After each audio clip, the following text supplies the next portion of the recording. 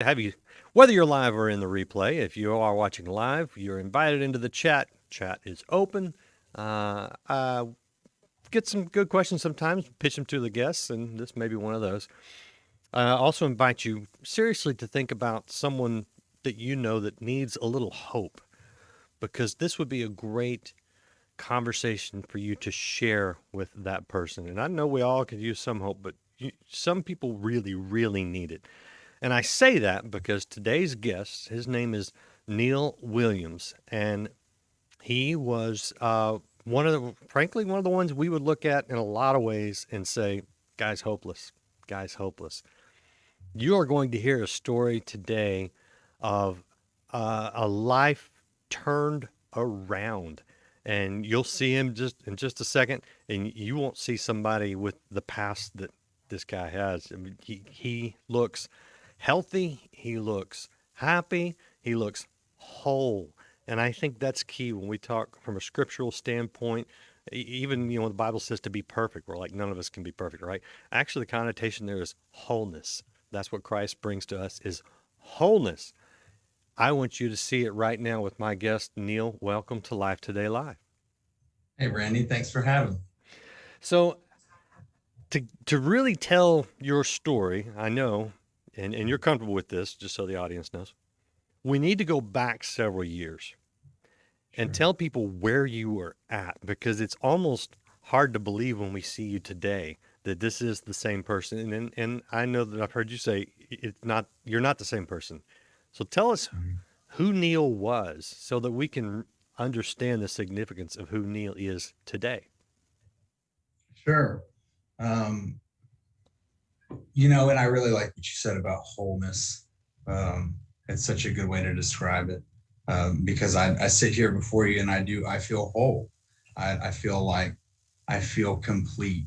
And if we're to go back several years and I think about where I think about um, I was insecure. I was doubtful. I had accepted I had accepted darkness. So it was a guarantee that my life was going in a hopeless direction and it would end that way. I had just accepted that I would die alone and be alone forever, and that the way I would leave this earth was going to be abrupt and ugly. And I know that sounds so negative, but when I was 12, 13, um, fairly young, I started having a lot of nightmares and I started having these things happen. And now I understand them to be depression and anxiety and all sorts of weird insecurities. And a lot of folks around me, teachers and, adults that I saw on a regular basis, they thought it was odd. And I just remember people telling me that I should be happy and that um, I shouldn't be unhappy. I shouldn't be unsure. I should be confident. I should be enjoying my life um, because I was athletically gifted. I had plenty of friends. I have a wonderful family. Um, I had everything I needed. And so I had this, from the outside looking in, I had everything you would want. And it was just all that's left is enjoy your life and show up and do a great job. But so I had these things going on inside. And because of the fact that I was expected to be happy, I didn't want to tell anybody about it because I felt guilty and I didn't want to share it. So I just kept it to myself. And a couple of years later, I got tired of kind of holding those things. And I was looking for an escape. I was looking for a way out. And I chose to start drinking. I chose to start experimenting with alcohol and drugs. At first, it was just stealing some alcohol from my parents' liquor cabinet and drinking with some friends, having a good time. And it provided that escape. So from the very beginning, I was drinking alcohol for the effect. I was drinking alcohol for what it did for me. It provided an outlet, it provided an escape. And a couple years into that, um, I started trying other things. I started trying drugs. And by the time I was 16, 17, it was a regular thing. Um, And when I say regular thing, it was a daily thing. So I was getting high and drinking either daily or a couple times a week. And on into my later years of high school, it was pretty much my lifestyle. I was selling drugs in school, I was skipping school, and any free time I had, I still worked. I've always had a work ethic. I've always understood that we needed to go to work, and it was just part of life. So I would work, make money, and then I would party. And I just slowly but surely started neglecting all the things that were providing any sort of true value. So I was an athlete and I played a lot of sports growing up. And as I got older and into high school, and as I was progressively using more and more substances, I was playing less and less sports. And I was becoming more and more distant from this healthy community. And again, I need to, this is really important to include. We were involved in the church. I went to a private Christian school growing up. I was surrounded by godly people, and I had great coaches, and I had great teammates and great friends. Can, Um, can I ask a question? Because I'm wondering, yes. given what you said, and when we look at the drugs and the alcohol, that was sort of the escape. It's almost like it sounds like that wasn't the root problem. This depression, this anxiety was the root problem. Where did that even come from to begin with? Do you have any idea? Yeah, some of it's genetic. There's a fact that, in my family we have a history of some mental illness. So uh, some of these things, and not everybody's this way, but some of us just have some things that are, it's a chemical imbalance in our brains, and I feel like I was one of those people. But and having said that, I don't like to take a victim stance, but certainly at that age, I didn't understand. So whether it was me giving in to these negative thoughts and choosing to focus on them at a young age, or whether it was that or simply a chemical imbalance in my brain, I don't really know, to be honest with you. But I certainly made it more challenging to know the answer to that, because I compounded that problem with new problems with those drugs and alcohol, which anybody who knows anything about alcohol is it's a depressant. And anybody who knows anything about drugs is it messes with your dopamine and your serotonin. So then everything's all out of whack. Yeah. All right. So before we get to, I've already got people asking about the recovery, and we're definitely get to that. But Okay. take us all the way down to the bottom for you, because I know it didn't end with just a little bit of high school experimentation. No. So it got really ugly after high school. I didn't graduate on time because my senior year, I decided that I would go to school when I wanted to go to school. And I wanted to go to school when there was a reason to, which would be see friends, sell drugs, or buy drugs, or just because I was bored. I was really lost. And so the year after high school, on my 19th birthday, all of these, all of this depression, anxiety, and all of this stuff that I'd been just bottling up really came to a head. And so I decided to take my own life. And so on my 19th birthday, I drank a bottle of Crown Royal, and I took a lethal dose, a 4 times the lethal dose of benzodiazepines, Xanax. And so I took those and I drank a bottle of Crown Royal, and I tried to drive off the ledge of, it's actually Highway 360 at the end of Glade Road, where they were building Highway 360. And a tire blew out right before I got to the ledge. And so it was unsuccessful. Um, Drove home on 3 tires, told my dad what happened the next morning. And of course, that was a whole episode, them learning how serious it had become, learning that I had tried to do this. So we sought treatment. I went into treatment, a drug and alcohol treatment center. They asked me what I was taking. Through intake, they ask you what you're taking and how much. I was not truthful with them because I didn't want them to think I was that bad. It's hilarious because I was that bad. I had just tried to kill myself by driving off a cliff. I was that bad. So I didn't tell them how much I was taking, how much of the narcotics, how high the dosage on a daily basis. So they didn't medicate me properly. So the second day in treatment, coming off all these drugs, detoxing, I had a seizure, hit my head, my heart stopped. And this was out of town and away from things. That's how some of these places are designed for good reason. But the problem with that is the closest hospital was about half an hour away, which means it took an ambulance 8 minutes to get there. So I'm laying there lifeless, and they revived me with the defibrillators 8 minutes later after that happened.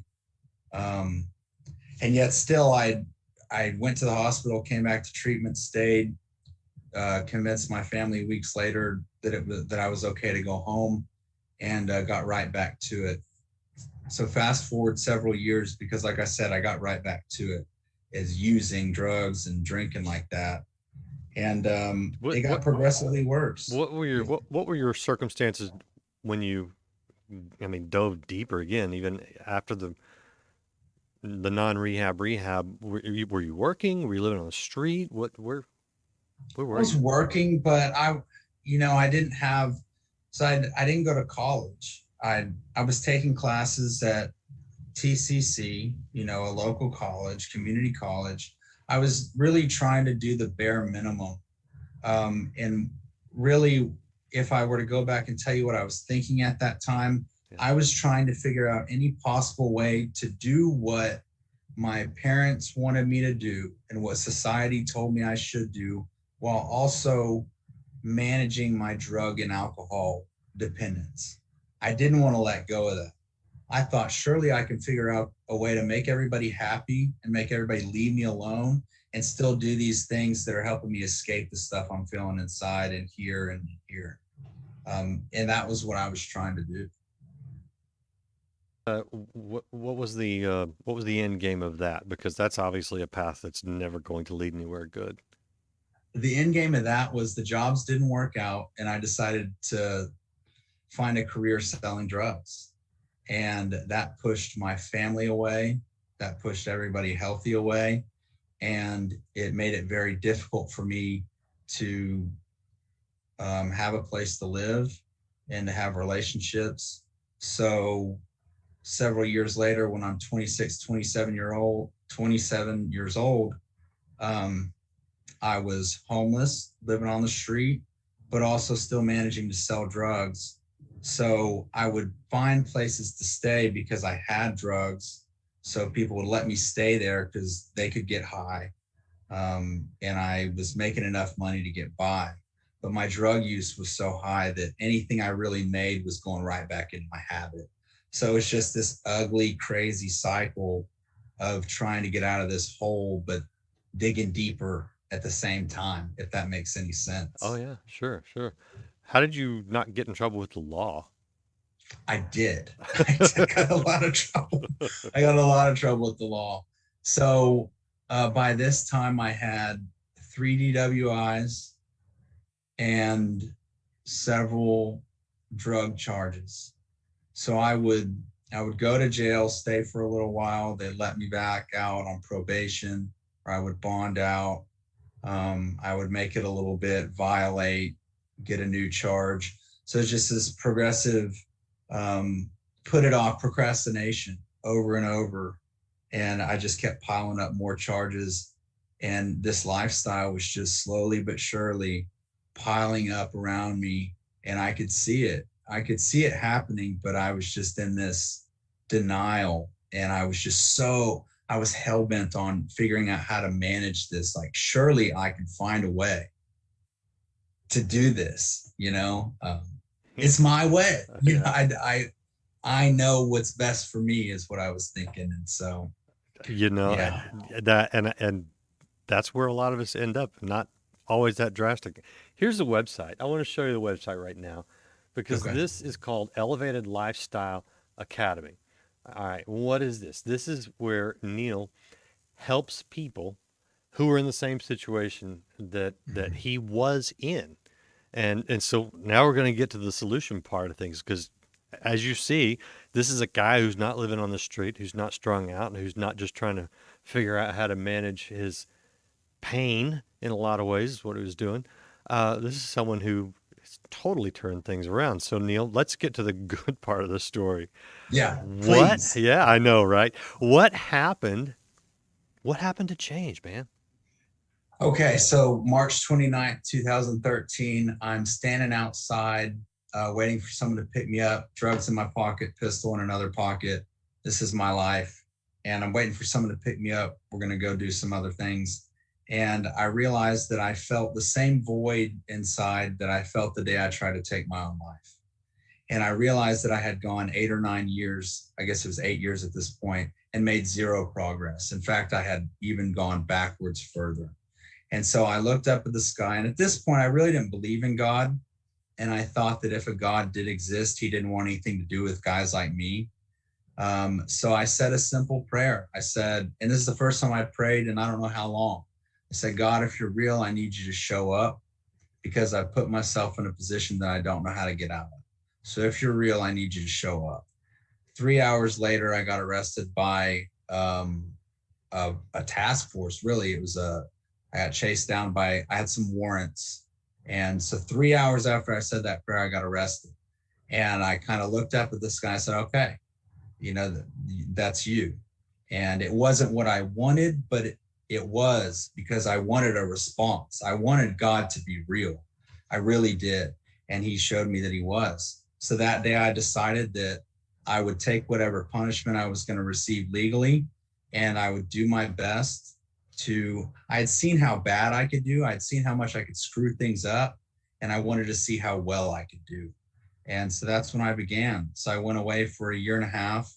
And when I got out, I got involved in a recovery program, and I got a little job working at a car wash, and I started there, and I just set off on this path of do the best I can with what I have and see how well I can do and make sure I'm focused on godly things and try to align myself with God's will, not mine.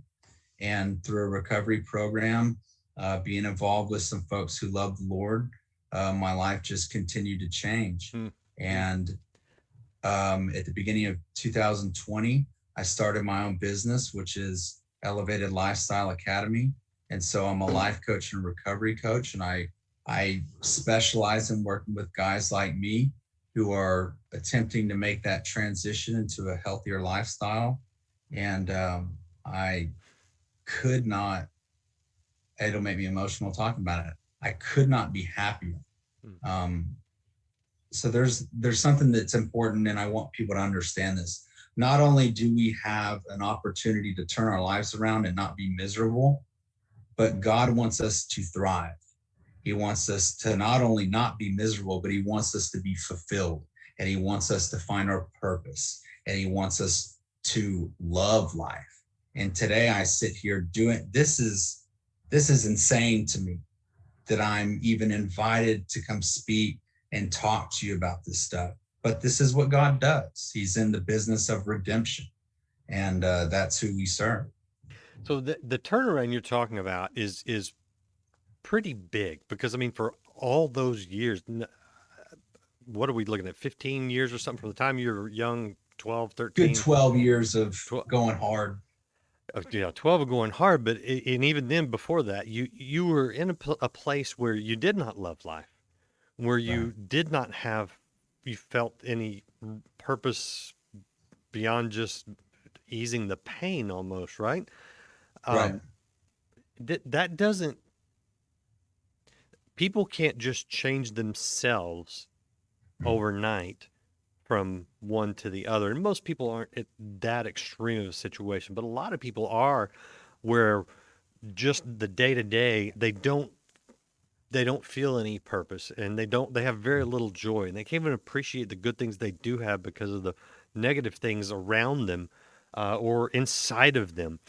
What it, take us a little deeper into the process. I mean, was this a Damascus Road experience for Christians that know what that is, or was this a 12-step program, or what did this look like on a very practical level to turn you around so drastically? Yeah. So I worked a 12-step program. I still do to this day. What was important for me is to implement some healthy habits. So the first step was remove this stuff that's killing me, literally killing me, and stop doing the things that are getting me in legal trouble. And then you have this blank canvas. So now you implement these healthier habits. I have exercise. I implemented all sorts of stuff, getting involved with the recovery community, people like me who are dealing with the same issues but trying to do well. So implementing these healthier habits. So now I'm laying some groundwork. And then the real the real change for me after that was developing a spiritual relationship, a personal relationship with a God that I understand, that loves me and wants the best for me. And as I invested in that relationship, I felt him reveal, and I would ask him this. I would ask him to reveal things to me. I'd ask, and I still pray the same prayer. I ask him for wisdom, direction, and boldness. I ask him for wisdom, direction, and the boldness to do the things he would have me do. And in doing that, over the years, he has revealed a little bit more and a little bit more. And he has shown me what my purpose is. And he has given me the tools that I need to step into that role. Yeah. And so the implementation of those healthier habits with that relationship, that's been everything for me. What about your thought process just on a day to day? You talk about focusing on the things, not getting rid of the things that'll kill you, that are causing death, and focusing on other things. Is there any kind of habit you've developed just in the way you think? Yep. The biggest difference I can tell you in my life today from then to where it is now is this. I used to think, what can I get out of life? Now it's, what can I contribute to life and to others? That's And huge. every single day, I ask God that he'll show me what he would have me do and how can I help and how can I contribute. And that's changed the trajectory of my life. And that it's just, that's and it's profound. fun. Yeah, that's profound. No, that really is.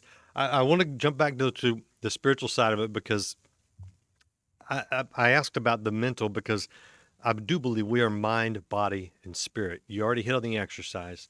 You mentioned the spiritual. You just really, that is so simple, but yet so profound and so life changing on the mental side.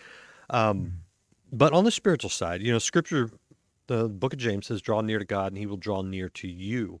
Uh, Yes. how did you how did you draw near to God? What were some of the things on a practical level that you did that made it to where you feel like God actually cares about you and talks to you and gives you some direction? Prayer, I'm assuming, is part of it. You touched on that. Is there anything else? Yes. So there were a couple things. First, I had to make the decision that I was going to pursue God. And then I had to figure out, what does that mean? It means I'm going to decide to pursue God's will rather than what I want. And how do I do that? I'm going to read the word. I'm going to surround myself with those who love God.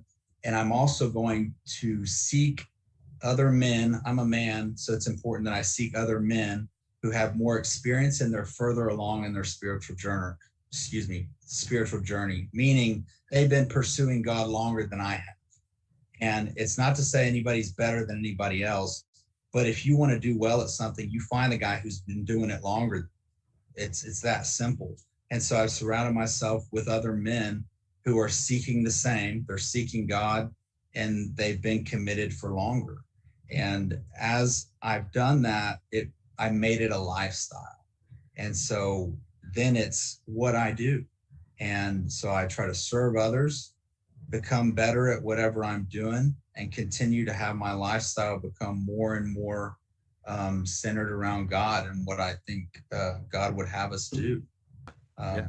is that Yeah, does that that's explain it well? yeah, I know, and that's great. And you know what the thing about that is people can see that. People can see how to do that for themselves if they're in need of that. And we all are, but it's so Yeah. I know a lot of people say, "Well, how do you okay, yeah, I know we're supposed to have a relationship with God. How do I do that?" Right? Well, you just Yeah. laid out some very simple, practical, and scriptural steps to do just that. I'm curious. You said you grew up in a Christian home, went to a Christian school. Mhm. How has your I know how the drugs and all the other stuff would have affected your family, not good. How has your Mm. recovery and your success now impacted your family? In a big way, because my family, you know, they love the Lord and they love God, but I think this has given them some in plain sight the power of God, because it doesn't matter how strong your faith is. We have times of doubt. We're human. And and I'm the youngest. So when the youngest of the family, who I had a lot of potential, I still do. I have a lot of natural gifts. God's really blessed me with some natural abilities. And I could have played sports in college. I could have done a lot of things. And I chose to pursue this really dark path. And so there were hopeless times for our entire family. And for them to get to witness God's power, and not only change me, but then use me to help others change their lives. It's just strengthened the faith in our family as a whole. And I've even seen it change my brother, and he's my older brother. I was always looking to him, and so it's really, man, there's so many. I could go on for hours about how it's impacted our family in a positive way, but that's all God. It's not me. It's just He's used me to do it, and it's just been fun. Well, that's beautiful. Let people know what you are doing now in helping others. What practical level are you doing with your coaching and using your natural abilities, God given abilities for good? Yeah, so on the coaching level, I'm a personal coach, so I meet with these guys. We'll help them establish goals. We identify the toxic things that need to be removed, and I actually get out there and I live life with them. I get in the gym with them. I spend personal time with them, and I show them the things I did, and I show them how to integrate recovery into their lifestyle. And I also have the opportunity to do a lot of volunteer stuff.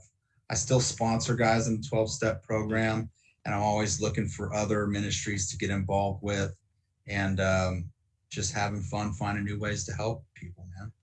Can people get a hold of you through the website? Is that the best way? If someone's like, I need this guy, you know? Yeah, on Instagram and Facebook, Elevated Lifestyle Academy, and my website is elevatedlifestyleacademy.com. Perfect. I'm throwing that in the chat right now for people that can see that.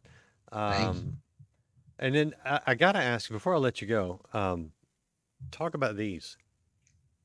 The tattoos. Yeah, yeah. Are those from? Yeah.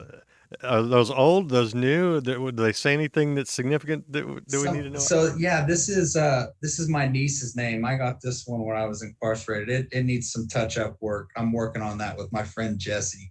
My friend Jesse Marquez. He's done all the work on here. He's out in San Angelo. So there's a lot of significance. It would take a minute to describe it, but this one, right before I said that prayer on March 29th, 2013, my brother and his wife were expecting their first child, and she was going to be my niece. And he told me that I was not going to be a part of her life.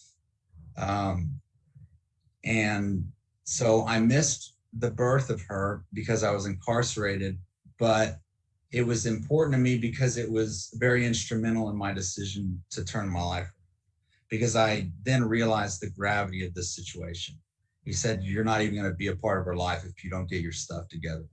And so that hit me really, really hard. And so this has always been a reminder, because she was a beacon of hope for me. So that's just this one. Wow, that's cool. What do you Yeah. say? What do you say maybe to the parents of someone who's in a bad place right now, where you were, to the loved ones, whether spouse, parent, child, sibling? What do you say to that person who has the loved one who they right now don't see any hope for them? There's always hope. And there's folks like me. Please reach out, because there's all sorts of things that we can do. One of the biggest struggles I see with families, and our family struggled this as well, is we don't know where to turn. Mm. But there's actually a lot of resources, some free. So I'd love to help anybody. Just please know there is hope, because not only can it get better, but it can turn from really, really bad to really beautiful, at the drop of a hat. Man, that's good. That's good. Neil, I so appreciate you taking the time to share. Even even, going back into the past, that I know that can't be fun to relive, but where you're It's at, therapeutic. is it okay? Yeah. Well, Yeah, it's important. I need to remember where I came all right, well, I'll send you a bill after this then. from. uh, oh man, my camera just froze. Anyway, is there anything that you want to say that I haven't given the opportunity to say? Anything you're doing, anything you're involved in that we need to know about? No, I think we covered it. I just want to make myself available to anybody who needs somebody to talk to, or anybody who feels lost, family members, or if you're the individual suffering, please reach out. I'm available. So don't feel like you don't need anything to qualify other than wanting to seek some guidance. Mm, so good, man. I sure appreciate you. Sure appreciate you sharing your story and doing the hard work. Uh, because in a 30-minute interview, it sounds short, but that was years of hard work that you put in, and you're continuing to put in every day. And Yes, sir. I love what I'm seeing. So, man, I just want to encourage you and say thank you. Appreciate you. Thank you very much. I appreciate that. Thanks for the opportunity. Absolutely. And you guys watching out there, there's some hope for you. Share that hope. There's somebody that needs to hear it. And if that person's you, well, hang on to it. Hang on to it. Come back. We've got a lot of great interviews. Um, we're here just to help you grow spiritually, to give you hope, to occasionally, have some fun, maybe debate some topics, but it all goes back to that component that Neal talked about, which is that spiritual growth, that connection to God. That's where that hope comes from, the purpose, the wholeness that is available to all of us. I believe in Christ, but whatever you're looking for, keep looking. You'll find it. There's hope for you. Appreciate you hanging out. Hit share, hit subscribe, hit follow, and come back for more Life Today Live. We'll see you again next time. I'm believing God for favor in my life.